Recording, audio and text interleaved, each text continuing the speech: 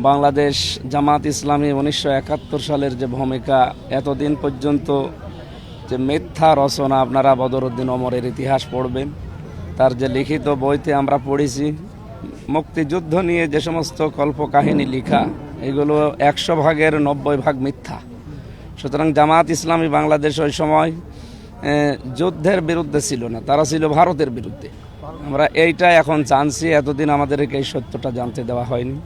সুতরাং আজকের এই বিজয় র্যালি এই কারণেই যে আমরা 1971 সালে এই দেশের স্বাধীনতার পক্ষে, তো ভারতের যে আগ্রাসন এর বিরুদ্ধে ছিলাম, এ কারণে আমাদেরকে এরা বিরোধী বানিয়ে রেখেছিল।